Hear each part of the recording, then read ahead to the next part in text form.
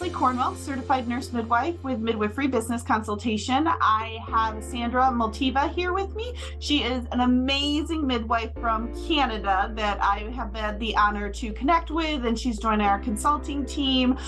So Sandra, I wanted to do kind of a high-level meet and greet so that the other midwives can learn how amazing you are. So Sandra, thank you for joining me today. Thank you so much, Leslie. That is lovely.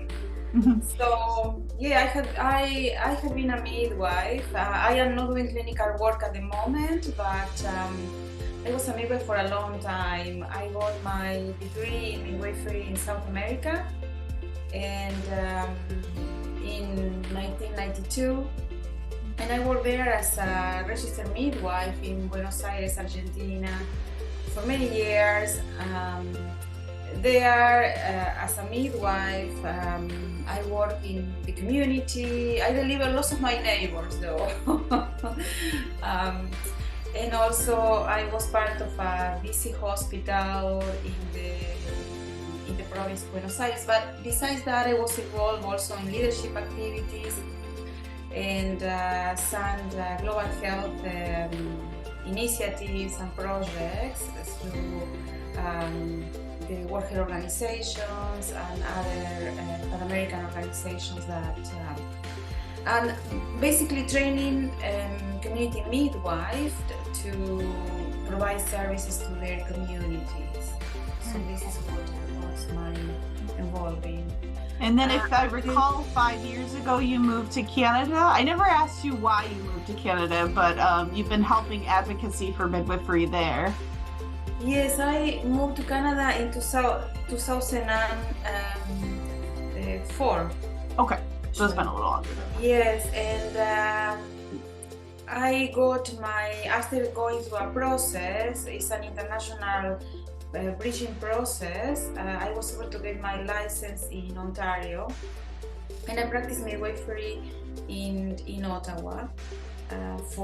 Since 2005 to 2018, I was doing clinical work, and I was the co-founding of one of the practice there that here in Ottawa actually is the Ottawa South Midwives, and I served as a chief of midwifery at the Ottawa Hospital for 6 years. I was involved also in, because I like teaching. Yes. And I was involved in several different programs associated to training. Like I was a neonatal resuscitation instructor, which I also apply because after I came to Canada, I also had the opportunity to travel and did some work training international midwives in South America. And I also was an instructor of a program from the Canadian Association of Obstetrician and Gynecology that is called ALARM. So yes, I was involved in several things, several projects in Ottawa, and so it's impressive when you look at your resume and you look at everything you've done. I was like, you're too young to have so much accomplished. I mean, and then I'm laughing, you're telling me hobbies. I said, how does this girl have time for her hobbies and her martial arts and all those wonderful things? But yeah, she does legal expert witness. She's on a lot of high-level decision-making organizations within Canada. Like, you're still teaching midwife students. We were venting about some of the trends and challenges. It's interesting because even though in Canada you're telling me the challenges, I was like, these are the same challenges in the US and in parts of the rest of the world. We have consistent themes. And so I'm very excited Sandra is going to replicate what we've done so far with Midwifery Business Consultation into the Canadian form, transitioning it to the educational system, the business, the legal system. So I'm very excited for, obviously it's early stages because you just finished your thesis. So this lady is an amazing asset to have to our team. Sandra, what put you into that transition from being a midwife so long to more leadership roles? What made that decision happen? So I was, I believe, or for what I have seen, is that midwives, we are excellent clinicians. We are very good to look after other people. We know what we are doing, but we need more help in terms of leadership trends and training. So that's why I decided to go back to school and got the executive MBA degree at Telfair School at the University of Ottawa. And then I did other things too because I like the application of technology and to learn a little bit more about this. And I am finishing my PhD in organizational leadership, actually in the USA, through an online program. So I think that we need help for more leadership training and trends. Yeah. Because I believe that despite the fact that midwives is an incredible profession, we don't have the visibility that we should. Mm-hmm. And for that, one of my objectives is to help to create more leaders in midwifery. Yeah. Or to influence them. Yes. Yeah. Well, and I think like a lot of times I see on the national and international focus tends to be lobbying and get laws changed and getting an advocacy, which is wonderful. But I'm such a style that's similar to you, kind of grassroots, the bottom up. If we can get more and more leaders, they're going to decide to be politicians in Congress and Senate, and they're going to be at the table.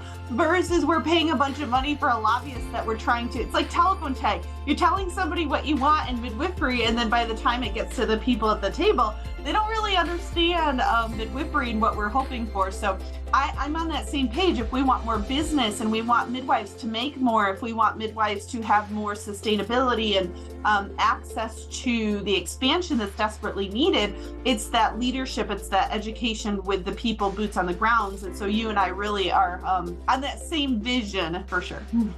Yes, because most of those changes happened top down. Right, so we don't have midwives in the where the decision making is happening. We don't, here in Canada, we don't have midwives in the Ministry of Health that have a power to influence those decisions. We don't have midwives as members of the parliament or the provincial parliaments that are politicians that can influence policy and policy changing in none of the provinces, despite the fact of all the work that we are doing and the value that we bring to society. And I think that this is happening around the world, around the globe. So that is why I am, investing myself through education and also working with you, try to achieve those masses, to the masses, to globally, and see if we can help midwifery to be where midwifery should be.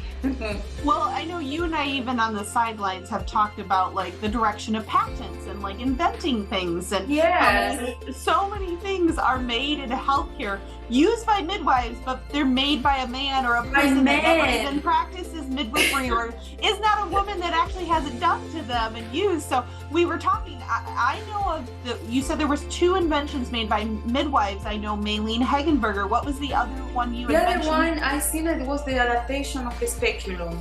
Okay.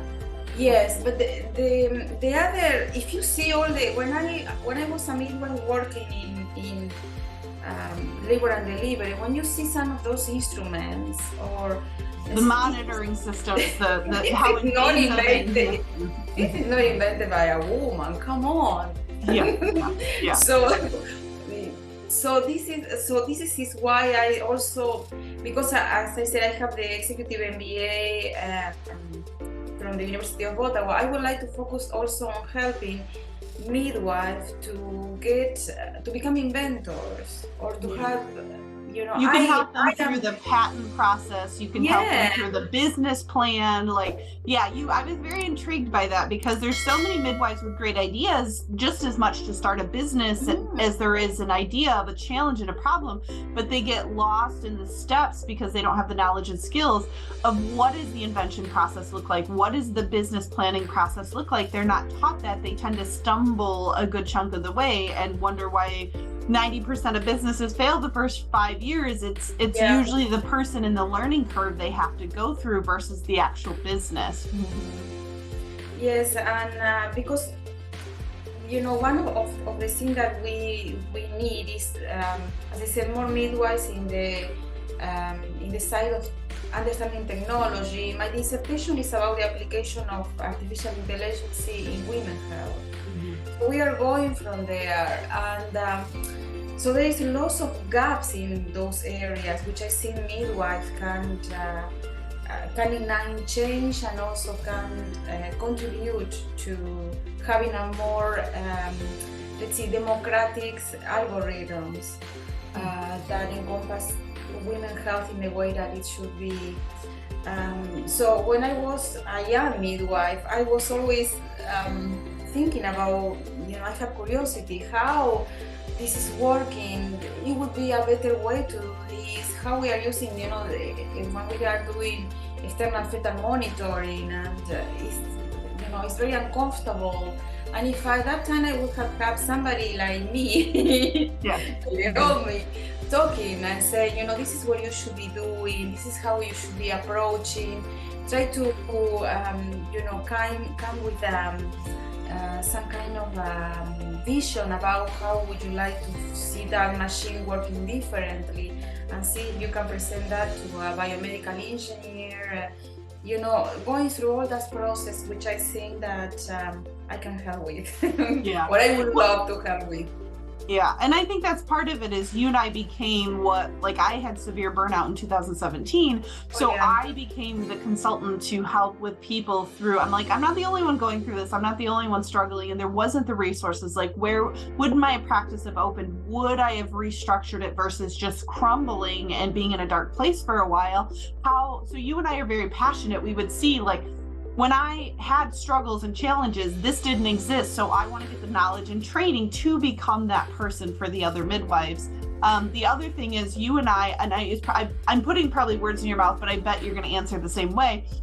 Midwife means with women, it doesn't mean catching babies. So I say that to midwives all the time because they feel embarrassed. They start a women's health clinic, they create inventions. They're not being a midwife anymore. And so getting past this mindset midwives have that you can only promote yourself as being a midwife if you, even you had said it, you're not clinically practicing, but you're still a midwife, you're midwifing the midwives, you're doing other roles. Our whole point is with women supporting advocacy and access to empowerment. And so I think that's really important to hit home. Too many midwives just think in the little box, I'm just going to work for this job because I can't start a home birth center practice. And I'm but there's so many aspects of women's healthcare and advocacy for women's healthcare you can get into based on your life changes and needs that you have. Definitely. But for that, we need to start thinking outside of the box, how we can complement all the wisdom that we bring as clinicians to other aspects and to expand it, because I think that right now there is an opportunity with I don't know, in the USA also it's the same, but here in Canada there are issues about burnout, about the COVID has created lots of issues with people. There is an exhausted healthcare working force. So midwives right now have the opportunity to pivot and to take some spaces that would be useful for society and for bringing more other skills to the table. So I hope, but everybody's so exhausted that they cannot even think that way because they don't have the energy to start lobbying and So, but you got to start small and simple. Crisis brings opportunity. You know that from all your behavior and pivots. If people are too comfortable, they keep doing the same thing. They're like, okay, life's good, this is fine. Oh my God, you have to hit a certain level of frustration and anger, and I'm not happy with where I am and what I'm doing. I've seen more than ever, more people reach out for business questions after COVID because they're like, I worked for the hospital forever. I don't like the way it's setting up. I don't like the way it's being done. Can I run a practice where I get to do it on my terms? Can I actually make money? All these myths and barriers that stop a lot of midwives from opening practices, we actually get an opportunity to talk to them about it now because they're too uncomfortable. Yes, that's true. Here in Canada, the funding model is a little bit different than probably other parts of the world, and everything happens probably slower than maybe it happens in the USA. But I think that right now there is an opportunity to accelerate some of those visions, and that midwifery has an incredible opportunity to step into the plate. And so I hope I can help with that, to create business models, to create help with proposals, start lobbying, and create more other business models in which there is more emphasis in the interdisciplinarity, and also other education. I don't know how is the education in the USA, but I am teaching in one big university here in Canada, and it caught my attention that midwives have very low exposure to interdisciplinarity.